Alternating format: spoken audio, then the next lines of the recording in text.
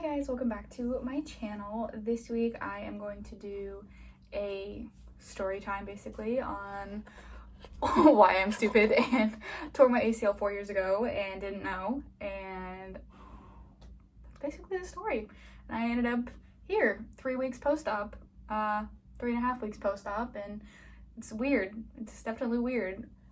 Especially with what's going on right now with the pandemic. Surgery and their protocols are really weird. I'm sure they're, could be stricter or less strict in other states. I'm in Washington. The county I'm in, it's not that bad, but, I do live an hour and a half, 2 hours outside of Seattle, so you do, see some of the, she's bored. You do see some of the more impacted counties and with what's going on. But so here's the story time. I will include, pictures and pictures and videos that I have. I will put a little warning because some of them do have stitches from post-op. So let's get started. I am 22 years old. I turned 18 the first month of my senior year of high school, and I was on my dance team. I did cheerleading growing up, and then in middle school I was on my middle school's dance team because the high school's coach was a middle school teacher, so she kind of like trained the younger kids up for the high school team. And so my senior year, it had gone on until probably January or early February of 2016, and I don't know what I was doing. I wasn't thinking, if you're going to be doing heavy flips like for handsprings, back handsprings, head kips, kip ups, anything like that, you should be wearing shoes, and if you're not confident doing it, you should be doing it on a mat or with a spotter so you don't hurt yourself. I did neither. I was barefoot because I hated wearing shoes, and we weren't really forced to wear shoes. You know the consequences if you hurt yourself. I was barefoot, and my coach was giving me, a correction or a tip. She said, hey, straighten your legs when you go over, because for a handspring, it looks really ugly if your legs are all wonky. So I was like, okay, sure, yeah, I'll do that. And I just went for it. I didn't even try to practice. I just threw my legs over straight, and I landed straight leg, which isn't all that bad if you land correctly on the balls of your feet, up on your toes, which I did not. I landed heel digging in, and my knee just popped. That should have been my first sign, but I immediately just fell forward onto my hands, and I started crying. And my knee obviously hurt, but it also kind of felt like, have you ever jumped off a counter, like you're sitting on a counter and you jump off the counter and your feet, you get a weird tingling sensation in your feet? That's what happened up my leg, so I, brushed off. No big deal. You're 18, you're invincible. Nothing bad's gonna happen to you. So I just, sat there the rest of practice, and I had ice on my knee, and then I think that was probably a 4-hour practice that day. And so I'd sat there for maybe 2 hours with ice on my knee, and I went up to leave. And when I got up to leave, my leg just immediately gave out. And that also should have been another clue. I didn't do anything. I think that was a Friday practice because I had a competition the next day, and I didn't want to go to the doctor. So what did I do? I went home. Heat, ice, and I just didn't really keep thinking of it. It wasn't painful. It wasn't a shooting pain. It was just sore, if you ran a bunch and your leg's sore, that's what it felt like. So I didn't really think much of it. And then I had a competition the next day, and I will insert a video over here.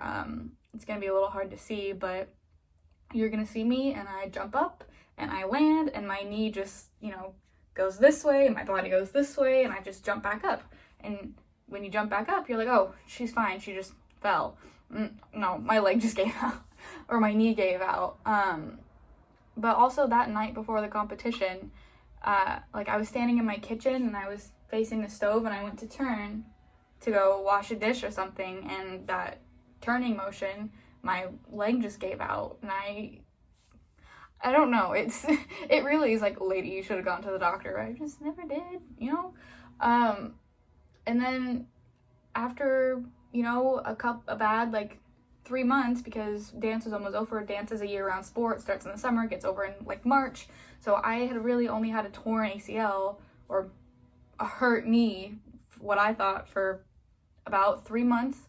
And I was, you know, wearing a friend's knee brace, and, you know, it wasn't bad. You know, I would ice it. It was a little painful here and there, but, you know, brush it off, you're fine. And then I graduated, and I didn't do sports in college, so I wasn't doing any like high impact. Like the most I was doing was taking my dogs out or going on a light jog, you know, and so there was no like cutting or twisting motions or, I don't know, jumping off of things. So nothing really alarmed me, and I was like, oh, okay, it's better now, because that makes sense. And then, so you graduate in June, and then I started working in a warehouse the following January, after I had gone to college for 5-6 months, and I was working a retail job, and I was at college. And so none of that was really strenuous. And then I was working in the warehouse at my current job, and I worked in the warehouse for 2 years. And then after working in the warehouse for 2 years, you know, it puts us, you know, early 2019. And then I went into an office job at that company, and my knees were fine the entire time I was in the warehouse, lifting 60-70 pound boxes, riding around on pallet jacks, jumping off of pallet jacks, jumping in the sides of semi, loading trucks. Like, nothing happened. I was wearing running shoes. I wasn't wearing a knee brace. I was never sore. Nothing bad happened. And then when I started working in the office, I, you know, had a regular just cubicle and one of those big office chairs. And the back of both of my knees started hurting, like not painful, but just sore, to where you're like, oh, I should really I should rub that, or I should put some icy hot on it, or do something. And then, you know, that went on for about like a year, until January of this year. And I just associated it with, oh, well, you know, I've been working 16-hour days in the warehouse, you know, doing heavy lifting, doing, you know, running around, being on my feet for 16 hours a day, to sitting for 8 hours a day and then going home. I thought that had some effect on my knees, from going to like, it would be like a high impact sport, to doing nothing. That's why I was like, oh, it's okay, your body's just adjusting. But it wouldn't get any better. And then I started getting these sharp pains, like in my hamstrings on the back of my leg, just my right leg, which was the leg I hurt initially. I was getting these like sharp pains that would last 10-15 minutes, and then they would go away after I'd like put pressure on them.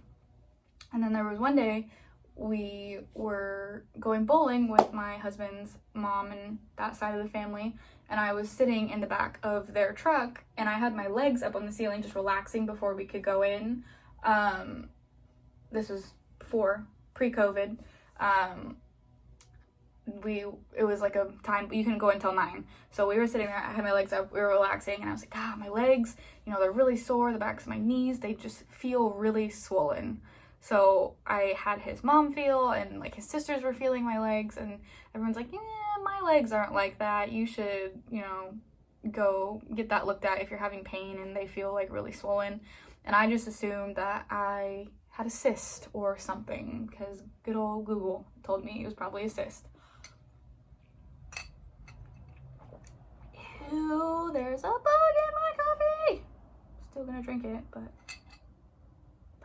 ugh, that's gross.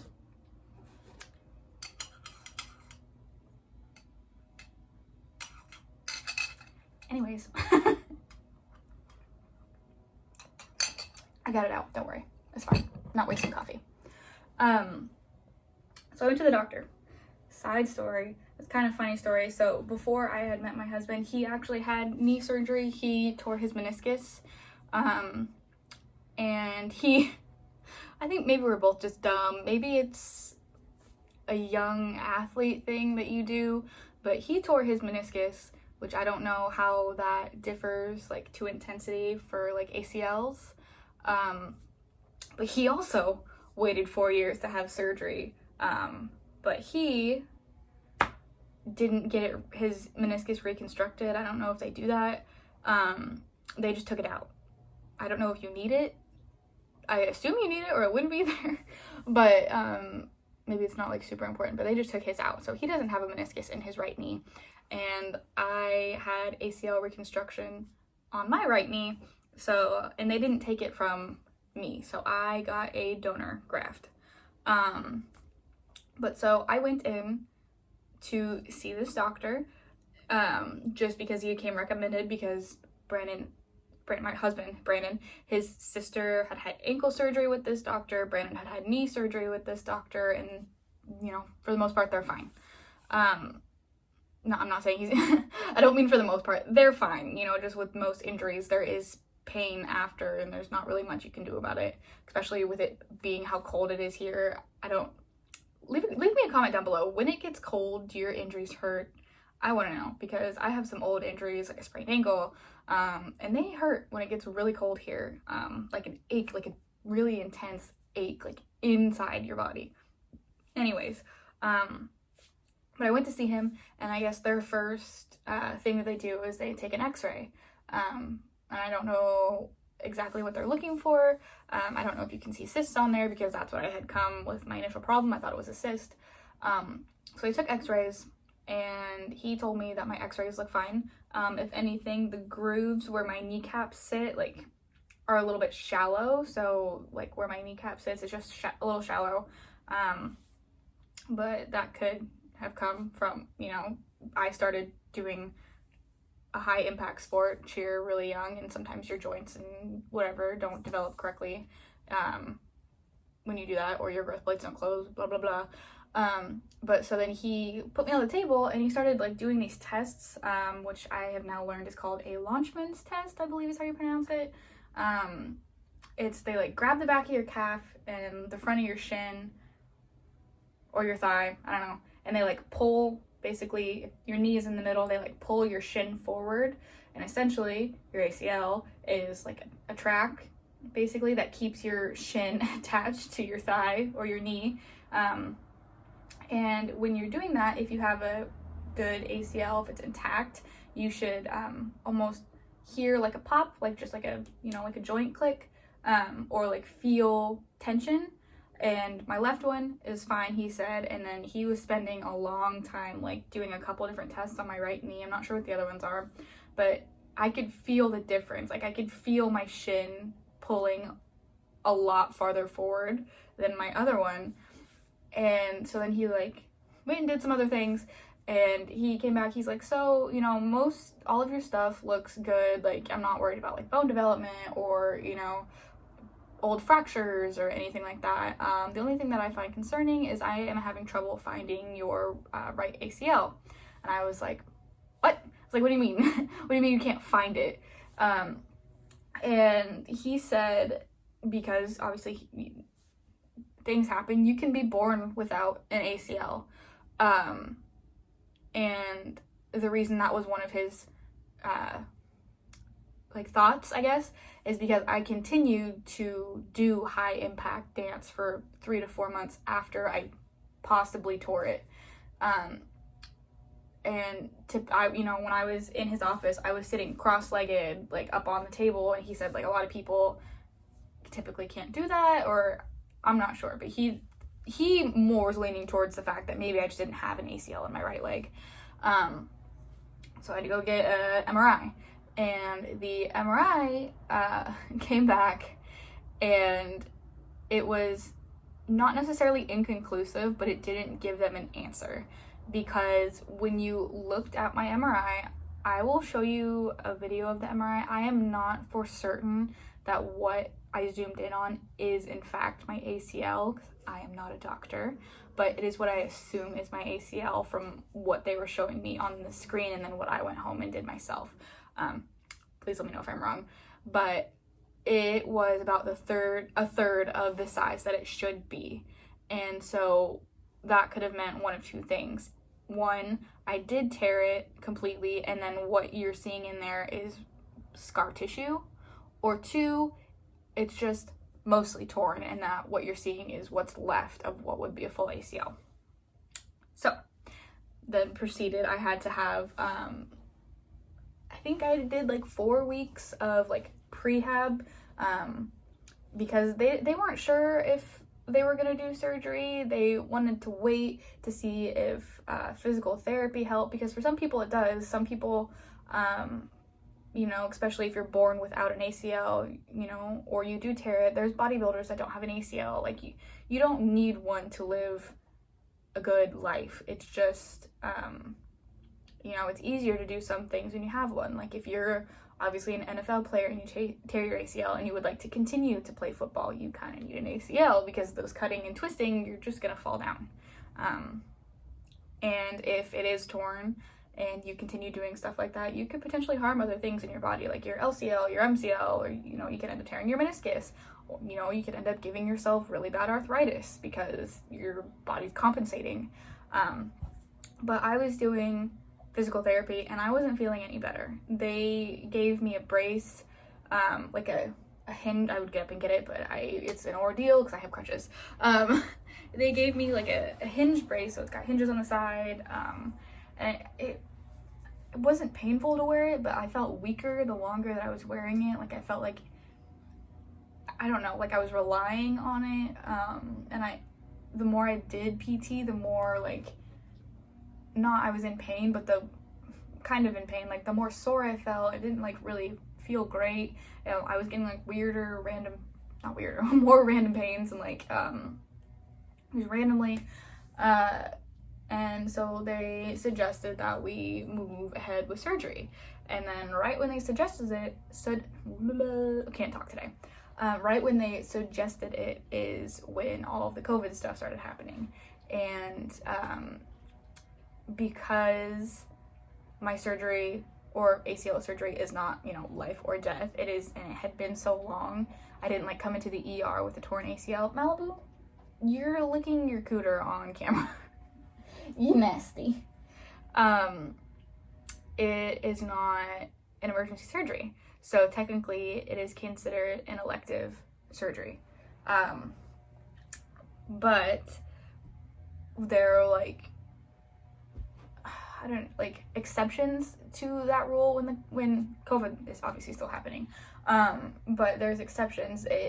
They were doing elective surgeries if without the surgery it impaired that person's quality of life or could potentially do more harm. And because it had been so long, and because they were more leaning towards the fact that it was torn, and mostly torn or completely torn, the longer you go, the more potential you have to develop arthritis or tear your meniscus or tear your other ligaments in your knee. Mine was considered, if I didn't have it, it could potentially harm my quality of life in the long run, or, you know, in short term. So on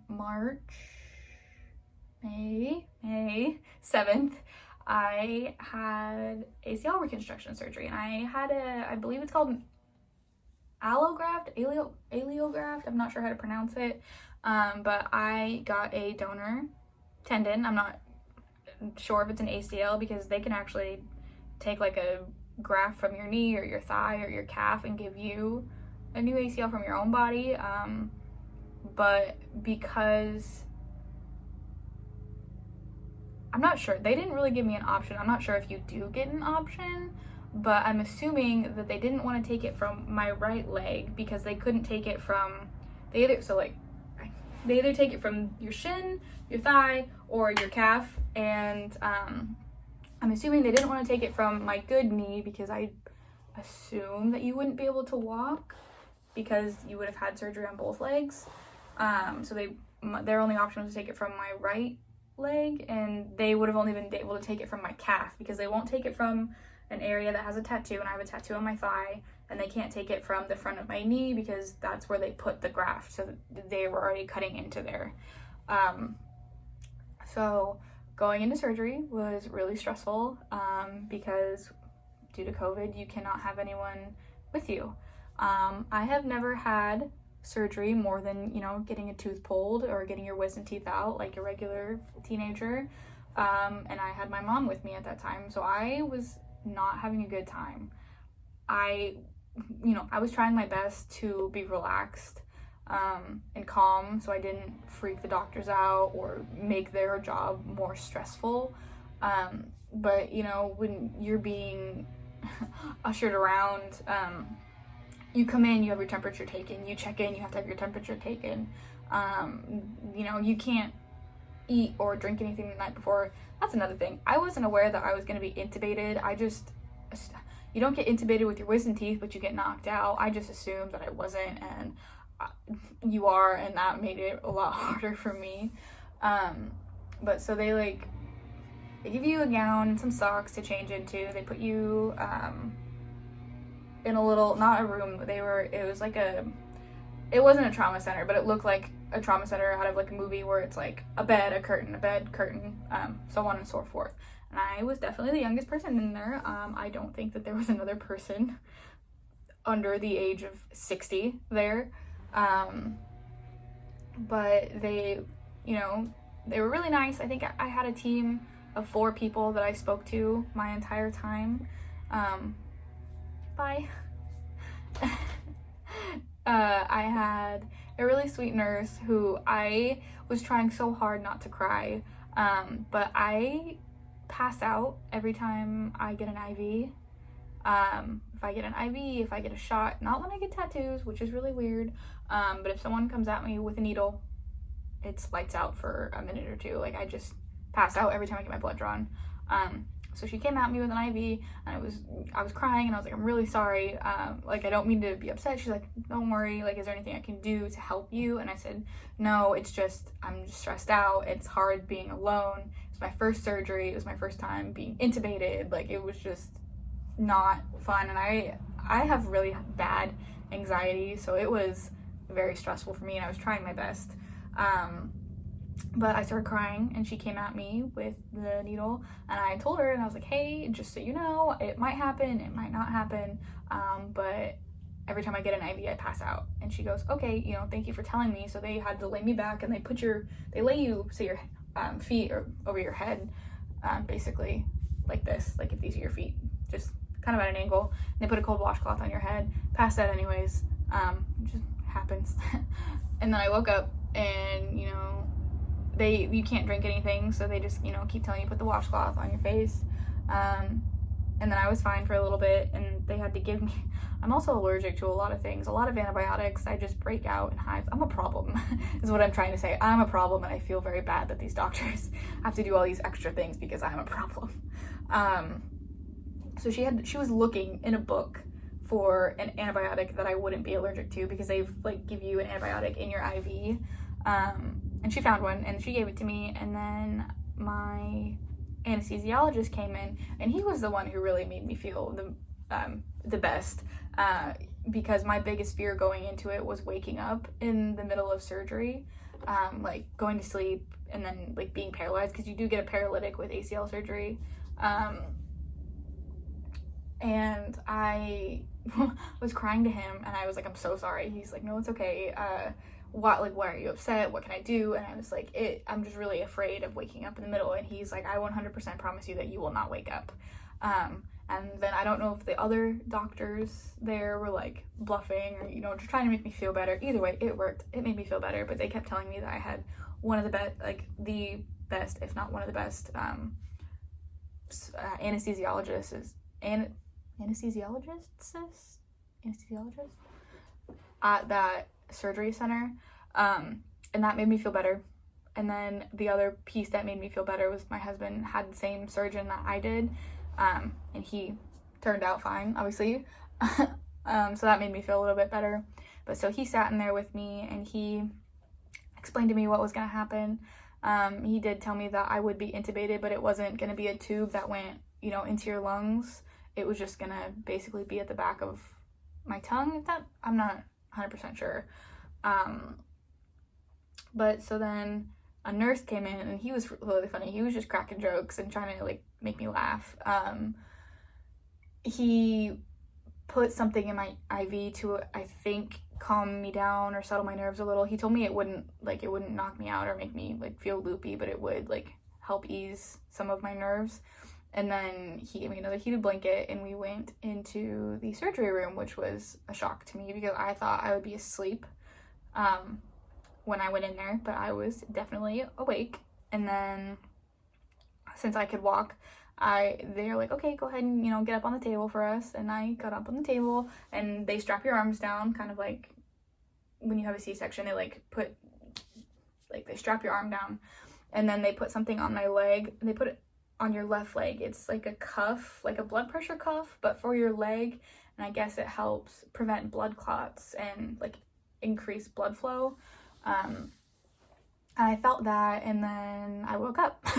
The one time I had surgery, they put a mask on, and they're like, okay, count down from 10. So I thought that was what was gonna happen, but I was looking this way and at my nurse as he was like strapping my arms in, and the next thing I knew, I woke up. And my IV was in this arm, and since I was looking this way, I assumed they just put something in there to knock me out. But when I woke up, I was not in a ton of pain, but I wouldn't stop crying. And I think that came from the fact that I was alone, and I kept asking if I could call my husband, and they're like, no, I'm sorry, like, you're too loopy, we can't do that. And then I kept saying, ow, and I would hold my knee and go, ow, and hold my throat and say, ow. So they gave me a lot of pain medicine, and I don't know if that is my fault. I don't remember saying ow, or I don't remember a lot. But I got 3 rounds of liquid pain meds in my IV, and then I got 2 oral pain meds in the time from when I woke up to by the time I was in the car going home. I think there was like an hour and a half, maybe. They called my husband at like 12:30 to say that I was out of surgery, but obviously I wasn't ready to go yet. And then I was in the car by 2, so about an hour and a half, hour 45. And that, yeah, it was weird. And, they're trying to explain things to you. They obviously explained it to my husband, who was picking me up and taking care of me, but they're like trying to explain things to you and talk to you, and I was just not there. I couldn't tell you a thing that they said. I know that I was given 2 boxes of apple juice because I really like water, and they kept asking me if I wanted soda, and I was like, no, I don't drink soda. I don't like soda. I don't want soda. And so they gave me 2 water bottles, and I drank 2 full water bottles. And then they asked me if I wanted juice, and I was like, I love juice. And so they gave me some apple juice. I was telling my nurse that she was very pretty, and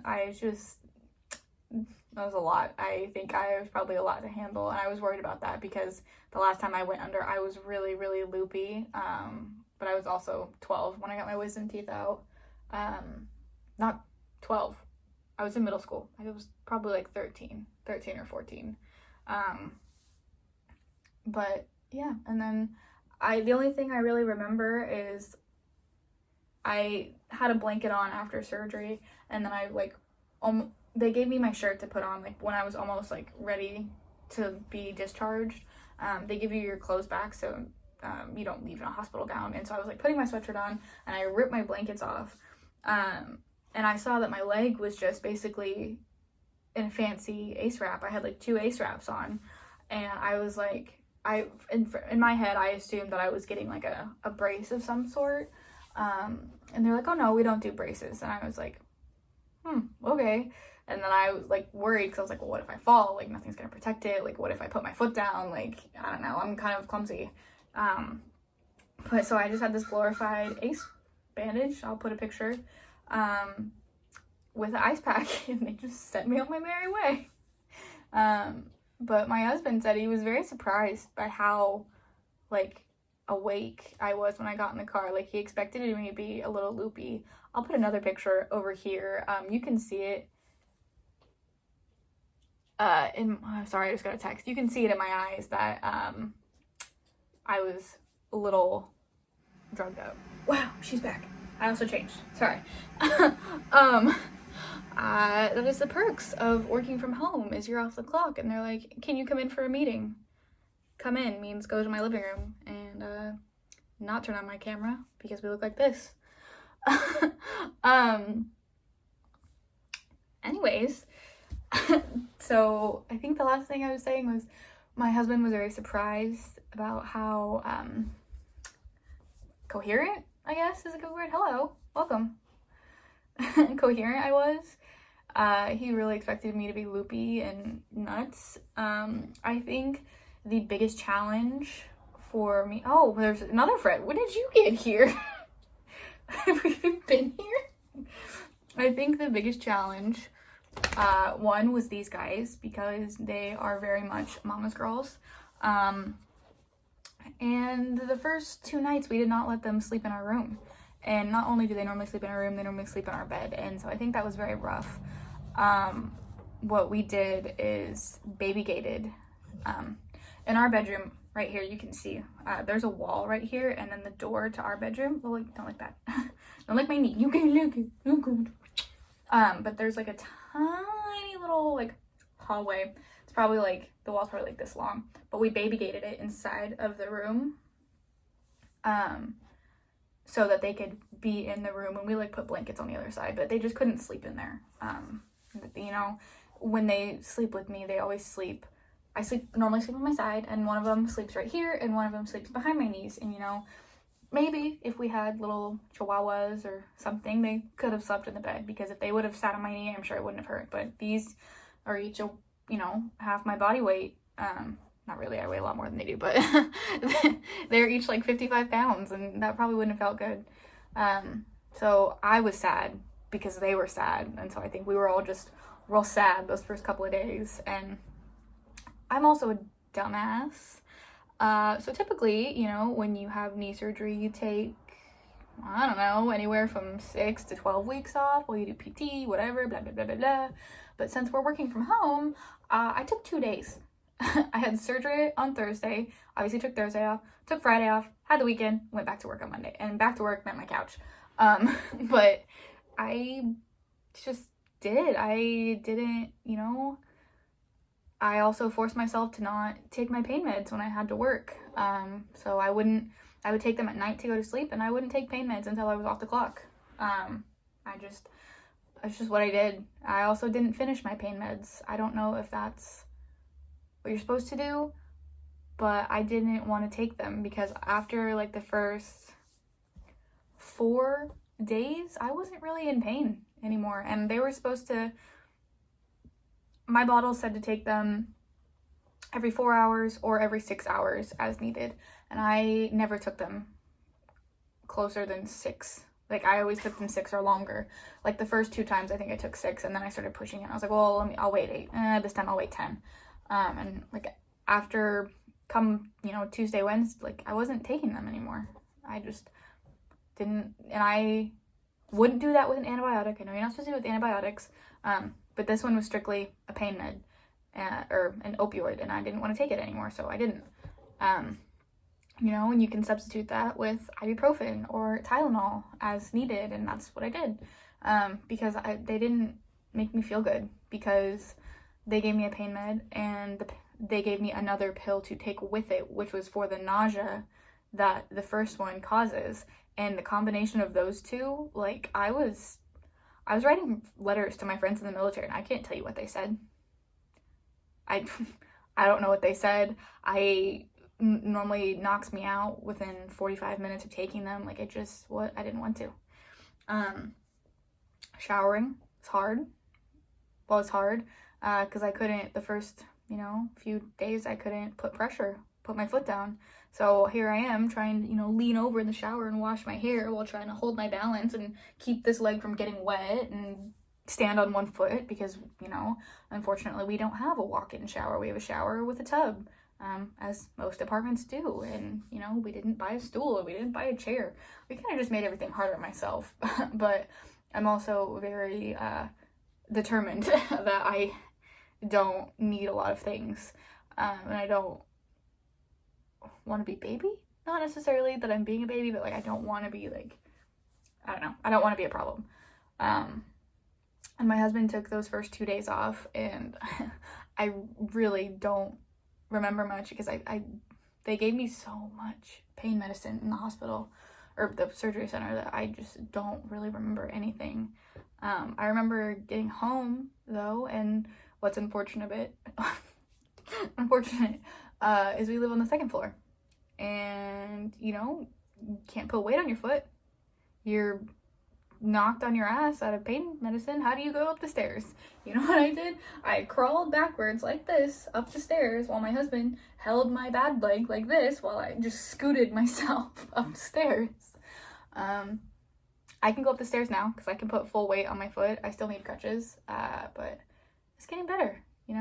Sometimes it sucks because I feel very much like a needy toddler because I'm like, hey, I'm not feeling the best right now. Can you, go fill up my water? And it's hard to ask for those things. And my husband's a truck driver. He drives semis for a living. And, when he's on a 16-hour day and, I've kind of gotten used to it. Like if I need food, I've figured it out now. Like I can hold one crutch and like move the crutch with my shoulder. But before, like if I was hungry, I'd have to go stand in the kitchen and eat because I couldn't carry anything to go sit anywhere. I want water. I have to find a water bottle that has like a hook that I can hold in my finger while I crutch, and then it just swings around and hopefully it doesn't break.